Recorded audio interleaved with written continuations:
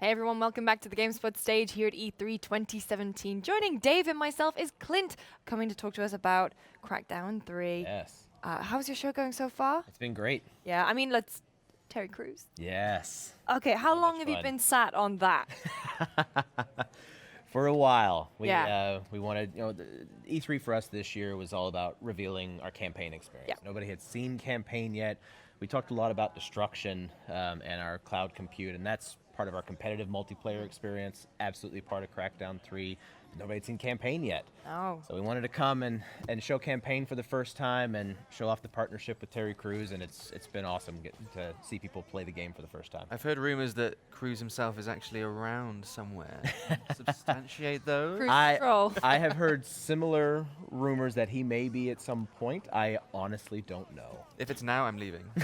Yeah. Just this interview's done, you're out? Yeah, swap him in.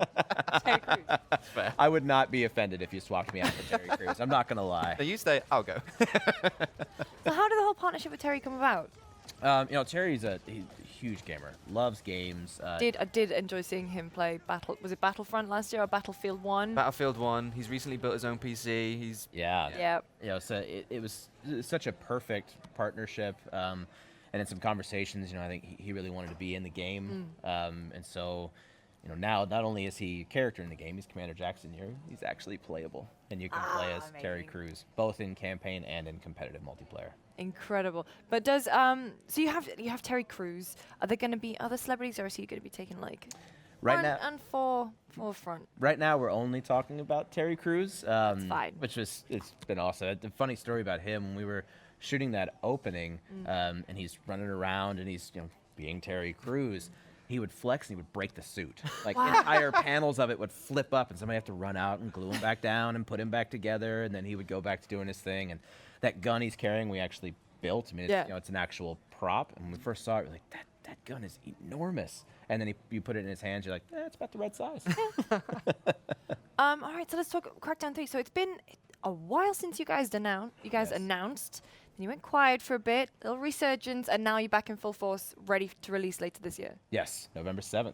Wow. So what's it like, kind of finally having it out there, like in more than just like one trailer, actually having people get their hands on the game? It's been incredible. What we have on the show floor is what we call our Skills for Kills challenge. It's essentially a sandbox. We put our craziest weapons up on the rooftops, and people are going around and taking out different parts of the gang's business and collecting orbs, and it's just this challenge to get the highest score. And for us, it's just been so exciting to watch people play it, and people come around and be like, oh, these hardcore Crackdown fans, like, oh, it's back, and it feels like Crackdown, but it feels like this way you pushed it forward. We had a double jump and an air burst, and so you have some more controls, and you have some crazy weapons. We have the singularity weapon that creates black holes. But because Crackdown's such a physical game, right, where you can, smash a light pole and then pick it up and use it as a javelin, everything in the world is physical. So when you create that black hole, it sucks in enemies, it sucks in props and cars and everything else, and then sends them flying. It tears monorail carriages off the monorail line, and so people are having a lot of fun just playing with all of our crazy weapons. A lot of people have said that, or people that have had some hands-on, they've compared it. It's more like Crackdown 1 than it is to Crackdown 2. Was that a conscious thing, returning to your roots after the kind of departure when you went to Crackdown 2, the whole mutants thing? Absolutely. We wanted to take it back to its roots. We wanted to create this all-new criminal empire. So it's an all-new city, and that city is completely controlled by a criminal empire that calls itself Terra Nova. City is twice as large as the one in the original, and the tallest building in the original was the Agency Tower. The tallest building in the new one is the Kingpin Tower, and it is twice the height of the Agency Tower. So not only have we gotten a much larger footprint, we have just insane amounts of verticality, but for us, that gang, that criminal empire, was such a part of it. In a game like this, where the entire city is open to you from the beginning, where there's no, you failed because you left the mission area. This is a game where like the mission is to dismantle the organization. You dismantle it any way you can, and players use the crazy tools we give them and this exponential power curve. And I'm super excited to see how players do it.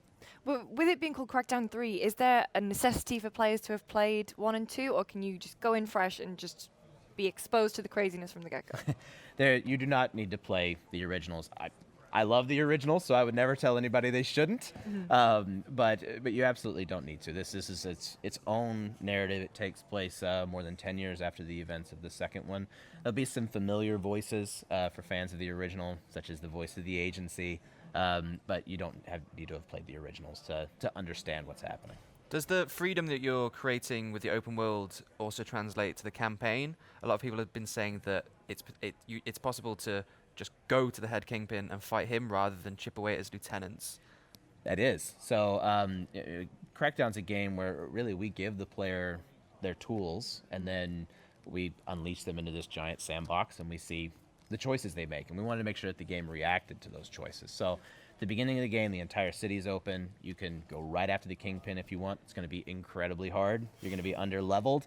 I'm sure somebody will figure it out, and in the world of games, it's probably somebody figures it out within Day one. Like yeah, day one. exactly. But that's what's exciting for us.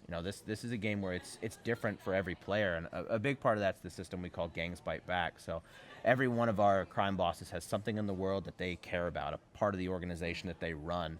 As a player, you want to figure out what that is and attack it, and that pisses them off. And as you piss them off, they add defenses to their areas, and then eventually they'll start to retaliate. They'll send people after you. That can happen anywhere in the world, so you'll have fights in an area that I didn't fight anybody, and that's just because that's where you were when that retaliation was triggered. You go through enough of that, you can finally pull those bosses into play, and they'll come after you personally. So those boss battles are also completely dynamic. Yeah. All of that gives players where it's this feeling of the way that I dismantled Terra Nova was completely different than the way somebody else did, and every playthrough feels different. I mean, you mentioned the word dismantle. Let's talk about your destruction.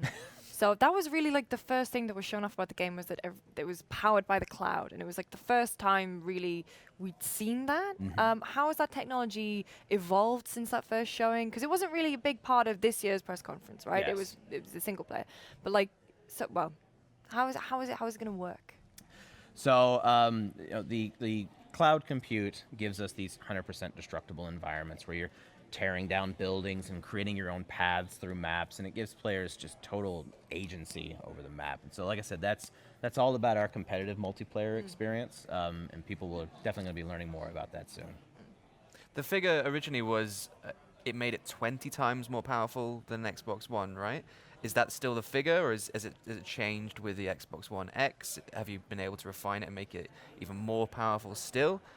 The computational requirements of that mode and our competitive multiplayer experience, that's nothing's changed. That is the exact same. So it's Xbox One X, you'll get it in 4K, and of course our explosions and everything else, they look amazing in 4K, but we're still going to use the cloud to power our competitive multiplayer experience. So it's just for the cloud computation is just for competitive multiplayer. It's not going to transfer to the single player? Correct. So in the campaign mode, you have online, which you can play in 4-player co-op, and then you have offline that you can play single player. And so in campaign, you save the city. In competitive multiplayer, you wreck it. Fair. That's good. Have you designed any kind of multiplayer game modes around destruction, like the fastest group to destroy a city wins sort of thing? Is that something you're thinking about to really play upon those destruction mechanics you've built? I mean, destruction is such a kind of game-changing mechanic. It changes the way you think about everything from pathing to how you design levels and everything. So I'm super excited to talk more about that kind of stuff. But like I said, at E3 this year, we're all about campaign, and we're going to talk more about the competitive multiplayer soon. All right, so you said the whole city's open to you as soon as you drop into the game. Yes. How does that going to work with onboarding, like tutorials, or is it just basically for the player who you go out there, you figure it out yourself? So, I mean, much like the originals, you have the voice of the agency in your ear, and this is one of the characters that really helps you understand, what's going on and who you are and what you should be doing in the world. But because it's this giant sandbox, players, we never completely limit the player. Yeah. We never block off parts of the city. You don't fail because you left the mission area. And so we give you the entire city, but certainly we're going to help players kind of figure out how to play the game, and we want players to obviously have success, and we want them climbing up and collecting orbs and getting these crazy weapons and leveling up their skills for kills, and so we'll have plenty of stuff to get people there.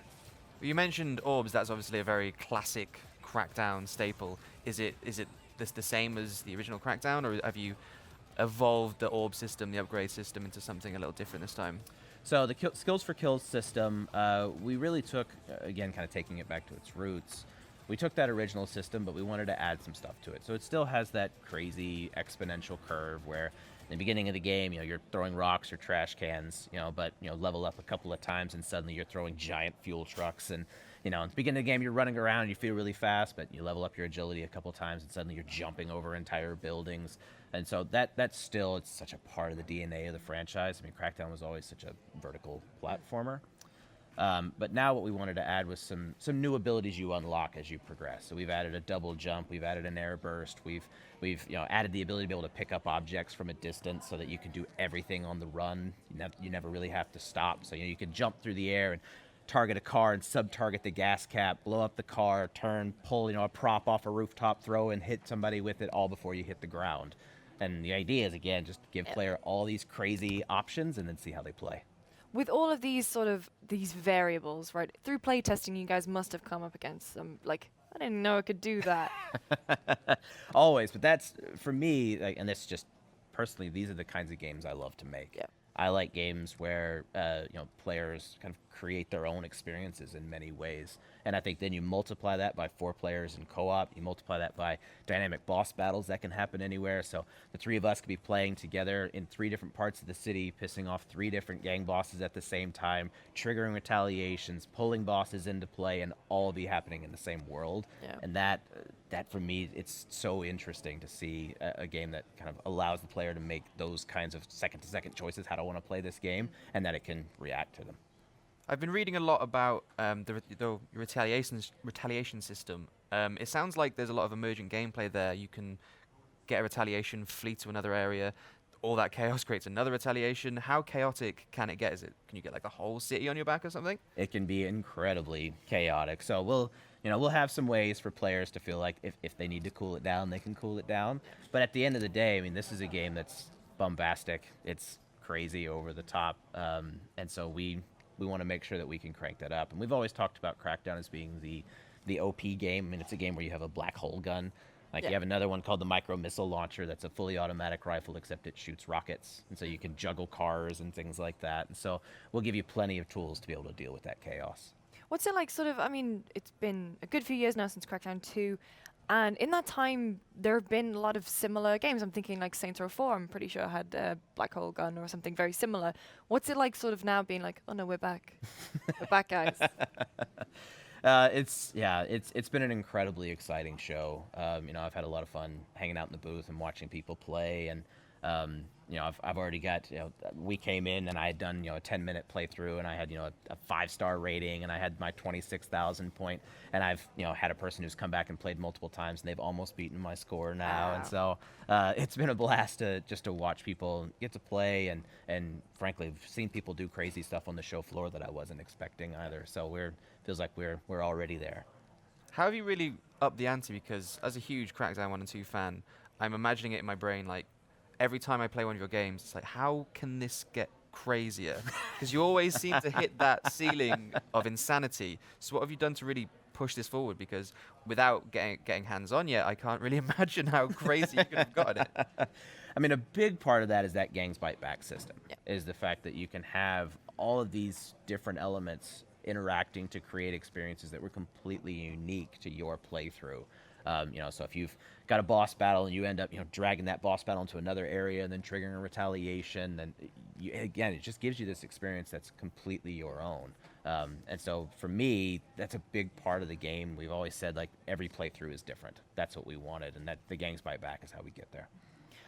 This year's E3 press conference from Microsoft, not a lot of first party, but what they did have on show was this incredible sort of mix of developer with third party relations, right? So what was it like being sort of like at the front and foremost and all eyes on you guys? And the pyro. Yeah. Yes, it was awesome. That was pretty cool. I mean, you're always in those moments. You're sitting in the show and you're like, oh, I can't wait for people to see this. And it starts with Terry Crews, and people clap through his first line, so people didn't even hear it. Like, it's showing a game for the first time and having a big reveal like that. It's always it's one of the most exhilarating parts of making games. So now you're, gearing up to release. It's like it's on the horizon now. Yes. I mean, the reason a lot of people got the first Crackdown, it was like bundled with Halo Mhm. beta key. You've obviously got a lot of steez in your back catalog. Why now? Why with this Xbox One X? Do you think that's going to push you over the horizon? Do you think you're going to be the ones to be like this game is the reason to buy an Xbox One X? Yes. I think when you see this in 4K with our explosions, with all that bombastic, crazy action, and our living graphic novel style, I think it's amazing on Xbox One X, but also playing on Xbox One S, playing on Xbox One, playing on Windows 10, and it was important for us also to have cross-play across those devices. So just because you've got a friend playing on a different device doesn't mean you can't play co-op together.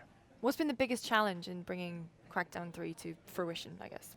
I mean, I think Crackdown has such a devoted following, even after it's been 10 years since the original or so, and it's still one of these games that people talk about. They remember their stories, and we knew that it had to come back right, and so the focus was on taking it back to its roots, but pushing it forward. How do we change it? How do we add to it so it feels like, again, every playthrough is different, and it's that's always the challenge with these games, is trying to bring these back, and you've got to make sure, like, okay, this has to feel like the original Crackdown, to feel like a love letter to fans of the original, and I think that we're in a really good spot there. Since it's been 7 years since Crackdown 2 now, that's kind of a lot of time to be away from the spotlight. Now Crackdown 3 is in here. Are you determined to remain in the gaming space and say, like, Crackdown is now here to stay? We're not going anywhere for a while. We've got cool stuff to show you. That is absolutely my hope. I mean, obviously, we're focused on landing a super high quality campaign experience, and then an incredibly kind of game-changing competitive multiplayer experience. And right now, we're focused on that for November 7th. Awesome. Right. Well, Clint, thank you so much for joining us. So November 7th, November 7th. Xbox One, Xbox One S, X, and S, PC, all on the same day. Windows 10. Yep. Excellent. Thank you so much for joining Thank us. you for having me. Guys, make sure you don't go anywhere. In just a few short minutes, we'll be talking about The Crew 2. Don't go anywhere.